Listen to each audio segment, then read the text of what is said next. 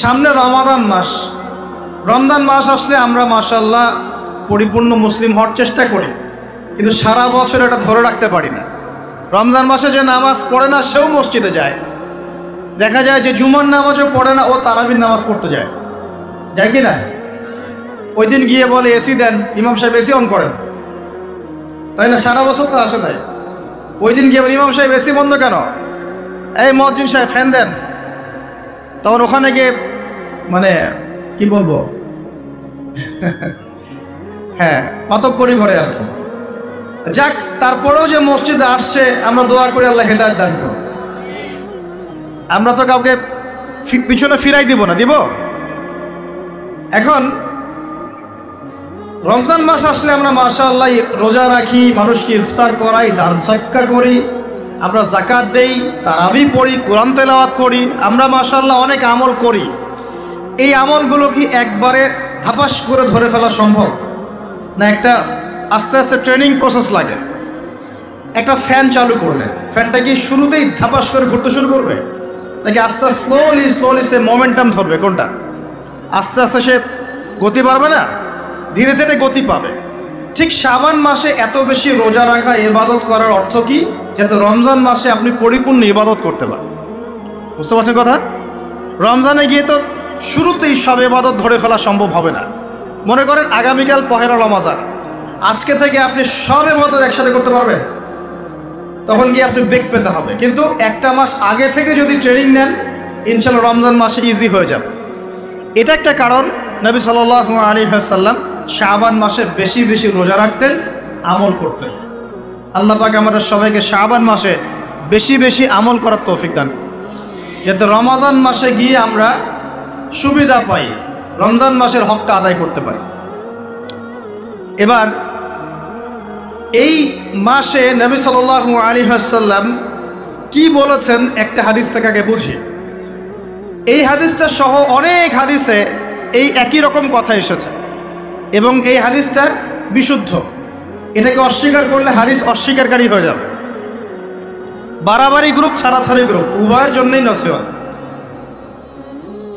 নবী সাল্লাল্লাহু আলাইহি ওয়াসাল্লাম বলেছেন, ইন্নাল্লাহ তাআলা, নিশ্চয় আল্লাহ রাব্বুল আলামিন, লা ইয়াত্তালিউ ফি লাইলাতিন নিসফি মিনাশ শাবান, শাবান মাসের মধ্য রজনীতে আল্লাহ রাব্বুল আলামিন তার রহমতের দৃষ্টি প্রশস্ত করেন। সুবহানাল্লাহ।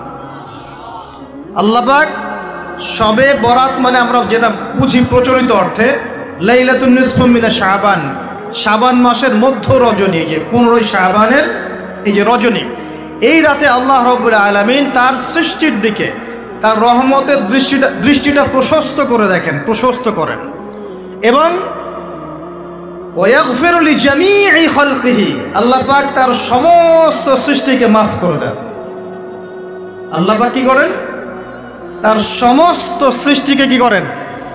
মাফ করে দেন। কথাটা ভালো করে বোঝেন। আল্লাহ পাক তার সমস্ত সৃষ্টিকে মাফ করে দেন, ইল্লা, তাদেরকে ব্যতীত। এক, ইল্লা লিমুশরিকিন, এক নাম্বার যে ব্যক্তি মুশরিক, যে শিরক করে আল্লাহর সাথে, যে আল্লাহর সাথে শিরক করে। আর দুই, মুশাহিনিন, যে ব্যক্তি অন্তরে মানুষের সাথে বিদ্বেষ পোষণ করে, হিংসা বিদ্বেষ মনে আছে এরকম ব্যক্তি, এবং মনের মধ্যে শিরক আছে, শিরকি আকীদা, মুশরিক, এই দুই শ্রেণীর মানুষ ছাড়া আল্লাহ পাক সমস্ত মানুষকে মাফ করবেন। সুবহানাল্লাহ।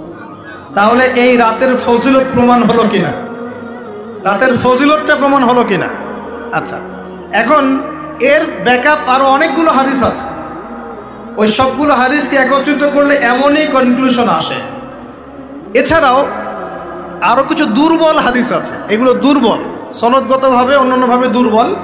ওখানে আরো কিছু পয়েন্ট পাওয়া যায় যে আর কাকে কাকে আল্লাহ পাক মাফ করেন না। সবাইকে তো মাফ করেন, আর কাকে কাকে করেন না। এই হাদিসে দুটো পেয়েছি, এটা একদম অকাট্য। এটা হলো মুশরিক, আল্লাহ পাক মাফ করেন না। দুই, যে অন্তরে হিংসা বিদ্বেষ পোষণ করে, হিংসা বিদ্বেষ আছে, এদেরকে আল্লাহ মাফ করেন না। আরো কিছু দুর্বল বর্ণনা থেকে পাওয়া যায়, এটা দুর্বল বর্ণনা, কিন্তু জেনে রাখতে তো সমস্যা নাই। সমস্যা আছে? আর পাপ তো পাপী, দুর্বল হাদিসে আসুক আর কঠিন হাদিসে আসুক, পাপ তো পাপী নাকি? পাপ ছাড়তে কোনো সমস্যা আছে?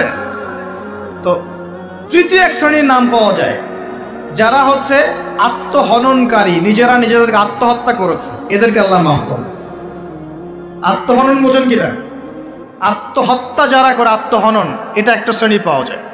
4 নম্বর একটা পাওয়া যায় আত্মীয়তার সম্পর্ক ছিন্নকারী, আত্মীয়তার সম্পর্ক ছিন্নকারী। 5 নম্বর একটা পাওয়া যায়, সেটা হলো মাদক দ্রব্য সেবনকারী। মাদক দ্রব্য সেবনকারী, যুবকরা খুব ভালো করে শোনো এগুলো। মাদক দ্রব্য সেবনকারী আল্লাহ সবাইকে মাফ করেন, মাফ করছেন না। আরেকটা পাওয়া যায়, সেটা হলো যারা জেনার পাপে লিপ্ত আছে। কিসের পাপে ভাই? জেনার পাপ। এরকম আর কিছু ব্যাকআপ পাওয়া যায়, কিন্তু এগুলোর বর্ণনা দুর্বল। বর্ণনা কি? দুর্বল। কিন্তু পাপ তো পাপই নাকি? এই পাপগুলো তো পাপ। এই পাপগুলো করলে কি আল্লাহ খুশি হন?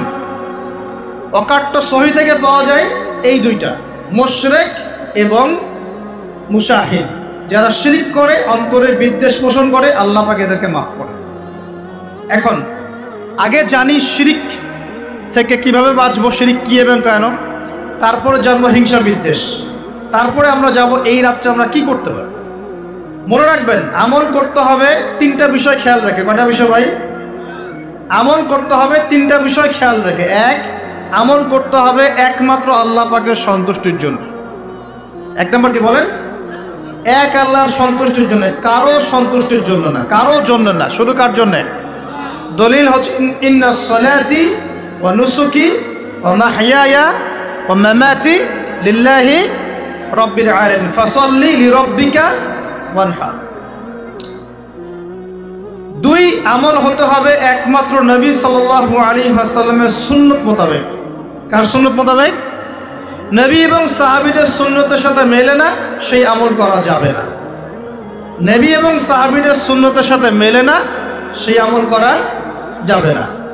3 নম্বর, আমলটা যত সুন্দরই মনে হোক, আমলটা যত সুন্দরই মনে হোক আর যত মানুষই করুক, যত মজাদার মনে হোক না কেন, নবী করেন নাই, সাহাবীদের থেকে প্রমাণ নাই, আমল করব না। করলে বেদাত হয়ে যাবে। কি হবে? বেদাত হয়ে যাবে। আর 3 নম্বর হচ্ছে, আমলগুলো করার আগে অবশ্যই আপনার রিজিকটাকে হালাল করতে হবে। কি করতে ভাই? ব্যাস, এই 3টা শর্ত পূরণ করে আমল করলে ইনশাআল্লাহ তাআলা আমরা জান্নাতে যাব। ইনশাআল্লাহ আমরা আশাবাদী, আল্লাহ পাক আমাদেরকে জান্নাত দিবেন ইনশাআল্লাহ। আল্লাহ পাক এক রাতে রহম করে সমস্ত মাখলুক সৃষ্টিকে মাফ করে দিচ্ছেন, শুধু শিরক এবং হিংসার বিদ্বেষ পোষণকারীকে মাফ করছেন না। বুঝতে হবে এই পাপ দুটো কত কঠিন। এবার আসেন, প্রথমে একটু শিরক নিয়ে কথা বলি, তারপরে মুশাহিন নিয়ে কথা বলি। ধৈর্য ধরবেন তো নাকি? দেরি হচ্ছে? সবর করেন। এখন প্রথমে জানি শিরক কি এবং কেন। শিরক হচ্ছে এমন একটা পাপ, যেই পাপ আমল নামায় থাকলে পরে বিনা তওবায় যদি সেই ব্যক্তি মারা যায়, আল্লাহ পাক তাকে মাফ করবেন না। ভালো করে শোনেন, শিরক এমন একটা পাপ, যে পাপ যদি আমল নামায় থেকে যায়, বিনা তওবায় সে মারা যায়, শিরকের পাপ নিয়ে আল্লাহর সামনে দাঁড়ায়, আল্লাহ তাকে মাফ করবেন। দলিল সূরা নিসা, আল্লাহ পাক বলছেন ইন্নাল্লাহা লা ইয়াগফিরু আন ইউশরাকা বিহি ওয়া ইয়াগফিরু মা দুনা যালিকা লিমান ইয়াশা। আল্লাহ পাক তার সাথে শিরকের গুনাহ মাফ করবেন না, এছাড়া যে কোনো গুনাহ যাকে ইচ্ছা মাফ করবেন। বুঝাচ্ছি, মনে করেন একজন ব্যক্তি জেনা করেছে, কথার কথা নাউযুবিল্লাহ, একজন ব্যক্তি জেনা করেছে বা মিথ্যা কথা বলেছে বা ধরেন মদ খেয়েছে ইত্যাদি। এখন সে তওবা করলে তো মাফ পেতই, তওবা করলে মাফ হতো না? তওবা করলে মাফ তো পেতই। মনে করেন তওবা না করেই মারা গেছে, আল্লাহ পাক চাইলে কিয়ামতের মাঠে এই পাপও বিনা তওবাতেই মাফ করতে পারে। কথা বুঝতে পারছেন? বুঝতে পারছেন না মনে হয়। মনে করে একজন ব্যক্তি মদ খেয়েছে, জেনা করেছে ইত্যাদি, সে তওবা করার ফুরসত পায় নাই, বিনা তওবায় মারা গেছে। আল্লাহ পাক চাইলে কিয়ামতের মাঠে তওবা না করা সত্ত্বেও আল্লাহ পাক তাকে মাফ করতে পারে। কিন্তু একজন ব্যক্তি শিরকের পাপ করেছে, তওবা না করে মারা গেছে, আল্লাহ পাক কিয়ামতের মাঠে শিরকের পাপ মাফ করবেন। আমি কি বুঝতে পারছি? অন্য পাপের কারণে আল্লাহ রাব্বুল আলামিন শাস্তি দিয়েও হোক, কোনো একটা ভাবে হোক, নবীর সুপারিশের মাধ্যমে হোক, তাকে জাহান্নামে গেলেও সেখান থেকে বের করে জান্নাতে দিবেন ইনশাআল্লাহ। কিন্তু শিরকের পাপ যার আমলনামায় থাকবে তার উপর জান্নাতকে হারাম করে দেওয়া হয়েছে। বলেন নাউজুবিল্লাহ। সূরা মাইদায় দলিল আছে, শিরকের পাপ যার আমলনামায় আছে তার জন্য জান্নাতকে হারাম করে দেওয়া হয়েছে। শিরক মানে অংশীদার সাব্যস্ত করা, আল্লাহ পাকের সাথে কাউকে সমকক্ষ করা। শিরক কত প্রকার হয়? উত্তর 3 প্রকার। কয় প্রকার ভাই? বিশ্বাসে শিরক হয় মানে আকীদায় শিরক হয়, আমলে শিরক হয় মানে কাজে শিরক হয়, কথা বা লিসানে শিরক হয়। মনে থাকবে? 1 নাম্বার কিসে শিরক হয়? বলেন আমার সাথে। বিশ্বাসে শিরক হয়, আকীদায় শিরক হয়। 2 নাম্বার আমলে শিরক হয়, কাজে শিরক হয়। 3 নাম্বার কথায় শিরক হয়। কয়েকটা এক্সাম্পল দিয়ে বুঝতে পারবেন।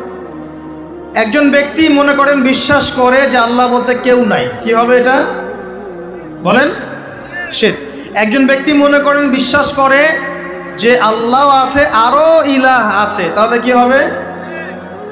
কেউ যদি বিশ্বাস করে আল্লাহর সন্তান আছে, কি হবে? কেউ যদি বিশ্বাস করে মহাবিশ্ব আল্লাহ সৃষ্টি করে নাই, বিগ ব্যাং থেকে সৃষ্টি হয়েছে, কি হবে? কেউ যদি বিশ্বাস করে আল্লাহ মানুষকে সৃষ্টি করে নাই, মানুষ বানর থেকে হয়েছে, কি হবে? আচ্ছা, বিশ্বাসগত শিরক। কেউ যদি মনে করে আল্লাহ ছাড়া অমুকে আমার সন্তান দিতে পারে, কি হবে? কেউ যদি বিশ্বাস করে যে আল্লাহকে পাওয়ার জন্য আমাকে মাধ্যম ওসিলা পূজা করতে হবে, তাহলে কি হবে? কেউ যদি চন্দ্র, সূর্য, গ্রহ, নক্ষত্র, গাছপালা, মূর্তি এসবে পূজা করে, কি হবে?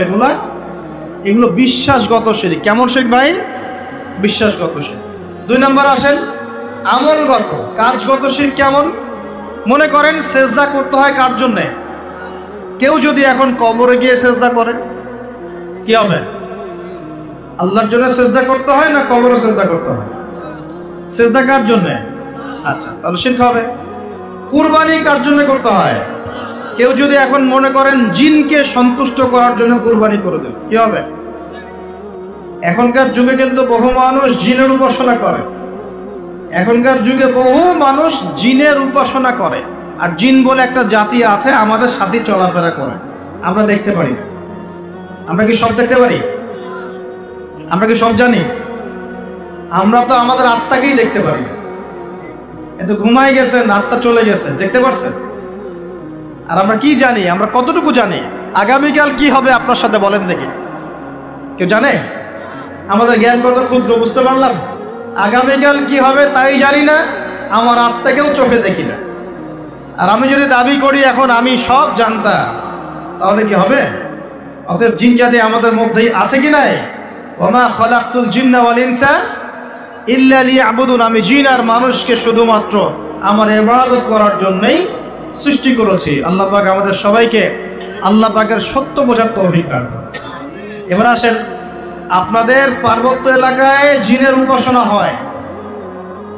এখন বলেন ভাই কেমন করে জানলেন? যত তান্ত্রিক, মান্ত্রিক, কবিরাজ, জাদুকর সব এই পাহাড়ি এলাকায় ঘুরে বেড়াচ্ছে।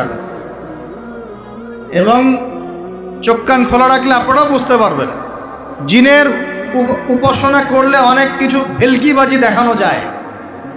জিনকে আল্লাহ পাক কিছু ক্ষমতা দিয়েছে। জিন অনেক দূর থেকে দেখতে পারে। মনে করেন যে কেউ একজন এখানে বসে আছে, সে দাবি করছে যে সে অলৌকিক ক্ষমতার অধিকারী, অথচ ওর কাছে জিন আছে। কি আছে? জিন। এখন আপনি শুনেছেন যে অমুক জায়গায় অমুক বাবা আছে, সে অনেক বড় ক্ষমতার অধিকারী, যাই দেখি ওনার কি ক্ষমতা। এখন আপনি রাস্তায় আসছেন, তার সেই জিন তো আগেই দেখতে পাচ্ছে আপনি আসছেন দূর থেকে, সে আগে খবর দিল আসতেছে মক্কেল, ওই যে মক্কেল আসতেছে। এখন সে বলল যে ওই ব্যক্তির সাথে যে জিন আছে ওর সাথে কানেকশন কর। সবার সাথে একটা জিন আছে না? আছে কি না? একটা করে জিন শয়তান আছে না সবার সাথে? 2 জন ফেরেশতা, 1 জন জিন, সবার সাথেই আছে। আছে কি না? আপনার জিন জানে আপনার সাথে অতীতে কি হয়েছিল? জানে তো। আপনার জিন আপনার সাথে আছে না শুরু থেকে? আর আপনি 1 মাস আগে কি করেছেন আপনার জিন তো জানে। ও ভবিষ্যৎ জানে না কিন্তু অতীত তো জানে। ও তো ভবিষ্যৎ জানে না কিন্তু অতীতে আপনি কি করেছেন ও তো জানে, জানে না? এখন ওর সাথে এই কারিনের সাথে যোগাযোগ করছে। ওকে বলছে এই তো 1 মাস আগে অমুক মেয়ের পিছনে দৌড়াইছিল, এই 1 মাস আগে অমুক একটা মেয়ের পিছনে দৌড়াইছে, ওই মেয়েকে পাওয়ার খুব চেষ্টা করছে, কিন্তু 1 মাস আগে ব্যবসা এই কাজ করছে, এটা 1 মাস আগে ওই কাজ করছে। এখন আপনি হেঁটে হেঁটে আসলেন, এদিকে খবর পাস করা শেষ, এসে বললেন বাবা আপনার কি ক্ষমতা, আমি আপনার ক্ষমতার নিদর্শন দেখতে চাই। সেই বাবা এখন বলছে যে তুই তো সেই ব্যক্তি না, তোর নাম অমুক না, আপনি তো ভেবাচকা খেয়ে গেলেন। হ্যাঁ তাই তো, আমার নাম তো অমুক। তুই তো 1 মাস আগে এই মেয়ের পিছনে ঘুরছিস না? তাই তো, আপনি কেমন করে জানলেন? তুই 1 মাস আগে এই কাজ করছিস না? তাই তো, আপনি কেমন করে জানলেন? আপনার তো চোখ একদম আসমান উঠে গেল, বাপরে বাপ, সে তো আমার অতীতের সব বলে দেয়, তুই অমুক জায়গায় এটা পাপটা করছিস না, তুই এই জায়গায় ওটা লুকায় রাখছিস না, ব্যাস আপনার মাথা খারাপ। জিনের উপাসনা করে মানুষ অনেকেই, আর জিনরা কি করে, অনেক সময় আসমানের কাছে যায় সংবাদ নেয়ার জন্য। সূরা মুলক পড়েন, সূরা মুলকের 1ম পৃষ্ঠা পড়েন। আল্লাহ পাক ওদেরকে তাড়ানোর জন্য আসমানের মধ্যে এই উল্কাপিণ্ড নক্ষত্র নিক্ষেপ করেন। রুজুমান লিশ-শায়াতিন, আল্লাহ বলেছেন এই নক্ষত্রগুলা আমি রুজুমান লিশ-শায়াতিন, শয়তানদেরকে তাড়ানোর জন্য রেখেছি। পৃথিবীতে অনেক কিছুই ঘটে, আমরা খালি চোখে বুঝতে পারি না। এখন কেউ যদি জিনের উপাসনা করে, জিনকে সন্তুষ্ট করার জন্য এই কুরবানি করে, তাহলে কি শিরক হবে কিনা? সেজদা কার জন্যে? অন্য কারো জন্য করলে কি হবে? কুরবানি কার জন্যে? অন্য কারো জন্য করলে কি হবে? কার নামে কসম করতে হয়? যদি অন্য কারো নামে কসম করি, এই যে এখন বাপের নামে কসম, মায়ের নামে কসম করেন কেন? কসম করা যাবে না এভাবে। মান হালাফা বিগাইরি ইসমিল্লাহি ফাকাদ কাফার, কেউ যদি আল্লাহ ছাড়া অন্য কারো নামে কসম করে সে কুফরি করবে। যদি কসম করতেই হয় আপনাকে আল্লাহরই কসম করতে হবে। যদি কসম করতে হয় কার কসম করবেন? আর আল্লাহর কসম করে কি মিথ্যা বলতে পারবেন? মিথ্যা বললে তখন কাফারা দেওয়া লাগবে। আচ্ছা, কাফারা কি? সবচেয়ে সহজ কাফারা হচ্ছে 3টা রোজা রাখা। কয়টা রোজা? 3টা। আসেন সামনে যাই। এখন কসম করব আল্লাহর জন্যে, দোয়া করেন কার কাছে? দোয়া কার জন্যে? এখন যদি অন্য কারোর কাছে দোয়া করা শুরু করি, সন্তানকে দিবে, অন্য কারো কাছে চাওয়া শুরু করি, মনে করেন আপনার রোগ ব্যাধি দেওয়ার ভালো করার মালিককে যদি এখন আপনি একটা আংটি পরে মনে করেন এই আংটি আপনার রোগ ভালো করবে, কি হবে? ঠিক হবে কি না? এরকম অগণিত কাজের শিরক আমরা করছি। আল্লাহ পাক আমাদের শিরক থেকে বাঁচান। আর ভবিষ্যতের মালিককে, সময়ের মালিককে, ভবিষ্যৎ কে জানে? রাস্তায় টিয়া পাখি দেখে ভাগ্য পরীক্ষা করছে, ও কি ভবিষ্যৎ বলতে পারবে? যদি ওখানে গিয়ে হাত দেখান শিরক হবে না? রাশিফল দেখা যায়, রাশিফল কি? রাশিফল আজকে তোমার দিনটা কেমন যাবে, কালকে তোমার দিনটা কেমন যাবে, আছে না? তো এগুলো বিশ্বাস করলে কি হবে? এরকম পদে পদে শিরকে নিমজ্জিত আছে। এগুলো তো গেল আমলগত শিরক, আরো অনেক শিরক আছে। আর এক শ্রেণীর মানুষকে আল্লাহ পাক মাফ করবেন না। এরা কারা? মুশাহিন। মুশাহিন মানে কি? যারা একে অপরের সাথে হিংসা বিদ্বেষ পোষণ করে। এখন বলেন দেখি, হিংসা বিদ্বেষ পোষণ করেন এমন মানুষ আছে এখন? বলেন দেখি। রাজনৈতিক অঙ্গনে একজন আরেকজনের সাথে হিংসা করছে কিনা? সামাজিক নেতৃত্ব নিয়ে একজন আরেকজনের সাথে হিংসা করছে কিনা? পরিবারের মধ্যেও একজন আরেকজনের সাথে হিংসা করছে কিনা? ভাই ভাই একজন আরেকজনের সাথে হিংসা করছে কিনা? আলেম একজন আরেকজনের সাথে হিংসা করছে কিনা? করছে না? বক্তা একজন আরেকজনের সাথে হিংসা করে কিনা? ধর্ম থেকে শুরু করে বিশ্ব রাজনীতি পর্যন্ত হিংসার দাবানলে এখন পুরো বিশ্বের মানুষ জ্বলে পুরো শেষ হয়ে যাচ্ছে, হচ্ছে না? মহিলা হিংসা করে কিনা? সতীনে হিংসা করে কিনা? সতীন বোঝেন কিনা? বিয়েই তো করেন নাই, সতীন বুঝবেন কি? সতীন কি জিনিস? 2 বউ, 1 বউ আরেকবার কি হয়? সতীনে হিংসা করে কিনা? আয়েশা রাদিয়াল্লাহু আনহার বাসায় মানে ঘরে নবী সাল্লাল্লাহু আলাইহি ওয়াসাল্লাম বসে আছেন, ঢুকেছেন, আর অন্য একজন স্ত্রীর ঘর থেকে একটা খাবার আসছে। আসতে পারে না? ভালোবেসে মহব্বত করে হাদিয়া দিয়েছেন। আয়েশা রাদিয়াল্লাহু আনহা যখন দেখলেন তার ঘরের মধ্যে খাবার পাঠিয়েছে অন্য একজন স্ত্রী, পুরো থালাটাকে মাথার উপর নিয়ে ধাবাস করে ভেঙে ফেলে দিলেন। তো রাসূলুল্লাহ সাল্লাল্লাহু আলাইহি ওয়াসাল্লাম মুচকি মুচকি হাসছেন, আর উপস্থিত হয়তো আরো দু একজন ছিলেন, তাদেরকে বলছেন তোমাদের মা রাগ করেছে। তিনি নিজেই হাতে সেগুলো তুললেন, সব ভাঙাচুরা পিসগুলো নিজে তুললেন, তুলে রেখে দিয়ে ভালো থালা বাটিগুলো হাদিয়া পাঠালেন ওই স্ত্রীর ঘরে, যে ঘর থেকে খাবার এসেছে। এইভাবে ডিল করতে হয় আর কি। রাসূল সাল্লাল্লাহু আলাইহি ওয়াসাল্লাম তখন রাগ হন নাই, কেন এই কাজ করলাম, কেন এই কাজ করলাম। আরেকদিন আয়েশা রাদিয়াল্লাহু আনহা একটা কথা বলে ফেলেছেন। নবী সাল্লাল্লাহু আলাইহি ওয়াসাল্লাম তার কোন এক স্ত্রীর কাছ থেকে এসেছেন। আয়েশা রাদিয়াল্লাহু আনহা বলছেন, আপনি তার সাথে আপনি তার কথা কিভাবে স্মরণ করেন? সে তো একটু খাটো, এরকম একটা কথা বলেছে, সে তো একটু খাটো, একটু বেটে। আয়েশা রাদিয়াল্লাহু আনহাকে আমাদের নবীজি বলছেন, শোনো, তুমি এমন একটা কথা বলেছ, আমাদের সবার জন্য হেদায়েত আছে, তুমি এমন একটা কথা বলেছ, এই কথাটা যদি সমুদ্রের সাথে মিশিয়ে দেওয়া হয় পুরো সমুদ্রের পানি দূষিত হয়ে যাবে। বলি নাউযুবিল্লাহ। এই যে এতটুকু কথা, যে সে তো একটু খাটো ইয়া রাসূলুল্লাহ, এই যে এতটুকু কথা খালি, এই যে অত কালো, অত অমুক, অত তমুক, অত গরিব, অত কৃষক, অত ছোট লোক, অত এই যে রিক্সাওয়ালা, অত আমরা কথা বলি না এগুলো, আমাদের এগুলো কথা আছে না সমাজে। এগুলো বলার সাথে সাথেই এটা এমন পাপ হয়ে যায়, সাগরের মধ্যে এই পাপ মিশিয়ে দিলে সাগরের পানি নষ্ট হয়ে যাবে। নাউযুবিল্লাহ। এরকম হিংসা বিদ্বেষ মনে থাকলে তাজকিয়া পাওয়া যায় না। তাজকিয়া মানে আত্মশুদ্ধি।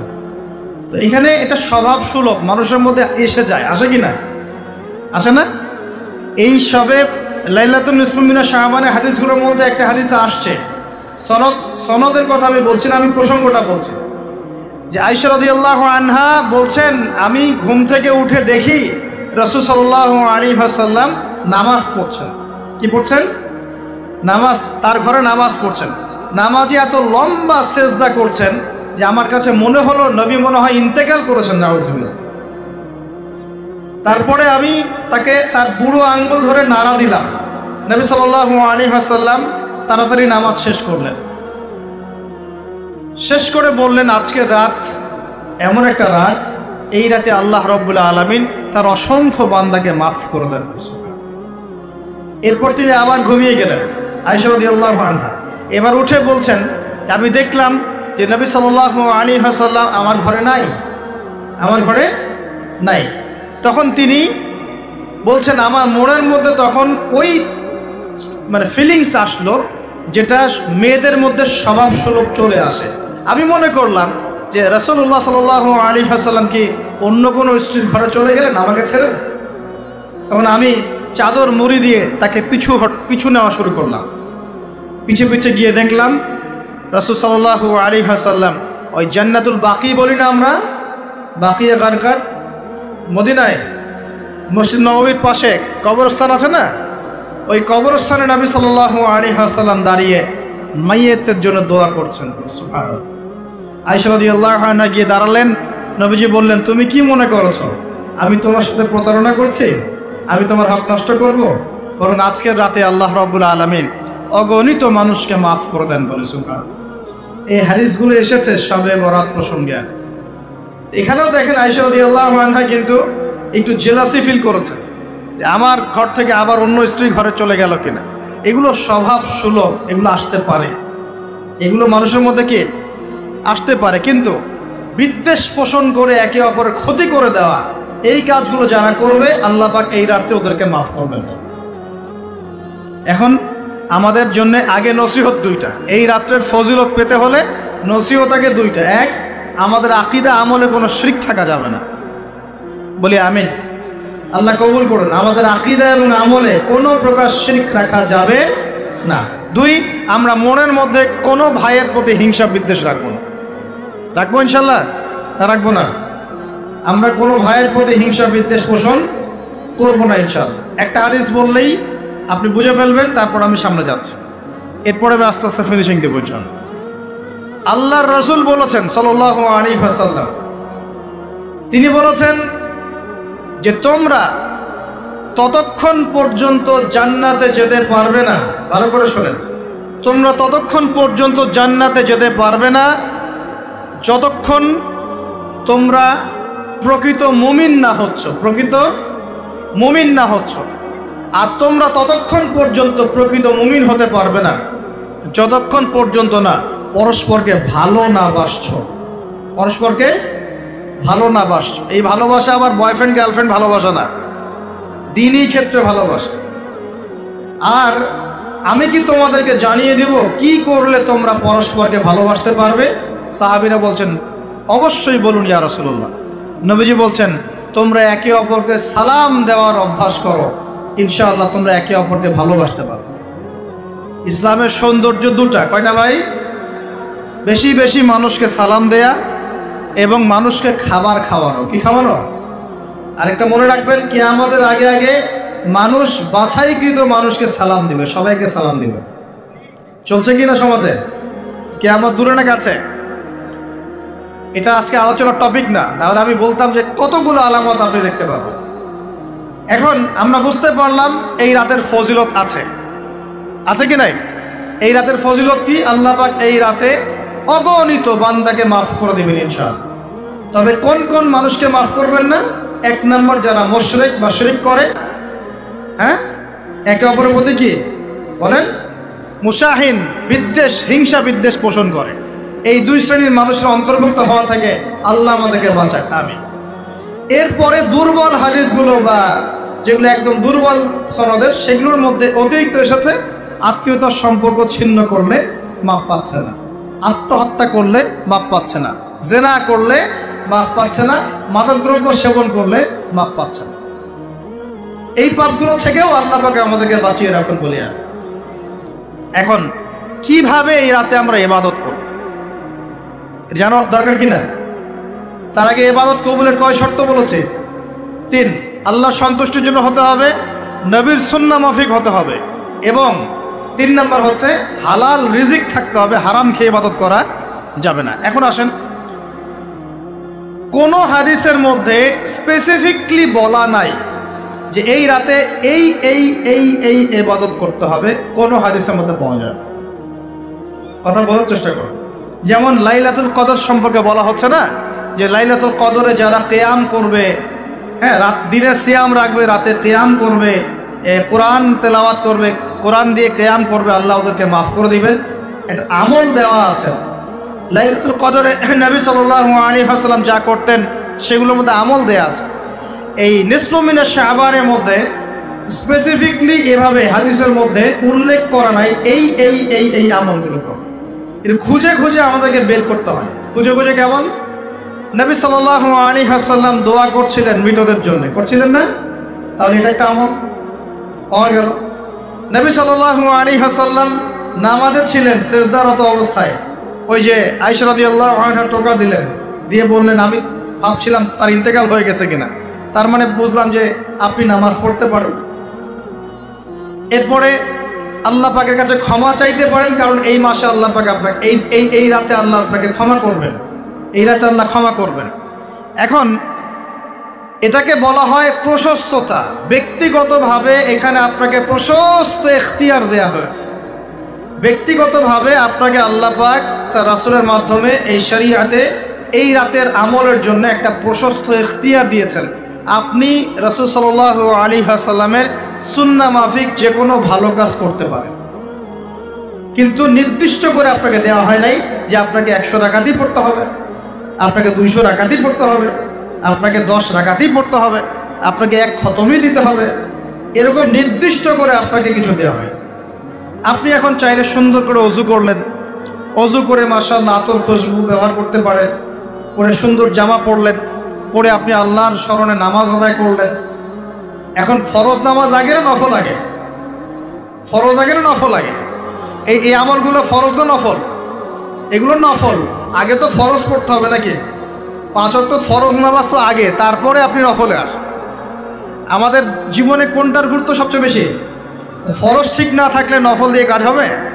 তো ফরজ ঠিক করার পরে আপনি এখন অতিরিক্ত আমল করার চেষ্টা করছেন, সুন্দর কাপড় চোপড় পরেছেন আপনি, মাশাআল্লাহ পবিত্র হয়েছেন, আদর খুশবু ব্যবহার করেছেন, আপনি নীরবে নিভৃতে আল্লাহকে ডাকছেন নামাজের মতো, লম্বা করে সুন্দর করে নামাজ পড়ছেন, আপনি একটু কোরআন তেলাওয়াত করছেন, আলহামদুলিল্লাহ। আপনি এই রাতে মৃতদের জন্য দোয়া করলেন, নিজের জন্য দোয়া করলেন, পরিবারের জন্য দোয়া করলেন, আপনি তাসবিহ তাহলিল করলেন, যদি আপনাকে আল্লাহ সামর্থ্য দেন আপনি কিছু দান সাদাকা করেছেন, আপনি বিভিন্ন রকম ভালো কাজে আপনি নিজেকে মানে এঙ্গেজ রাখতে পারেন, নিজেকে বিভিন্ন ভালো কাজে আপনি নিজেকে সম্পৃক্ত রাখতে পারেন। এভাবে আপনি রাতটাকে একটা উৎসবের উৎসাহে পার করতে পারেন। কিন্তু আমরা যে ঘটা করে অনেকগুলো কাজ করি না, ঘটা করে হালুয়া রুটি সামাই টামাই এই সেই আলোকসজ্জা অমুক তমুক দল বেঁধে কবরস্থান, এই আমলগুলো নবী এবং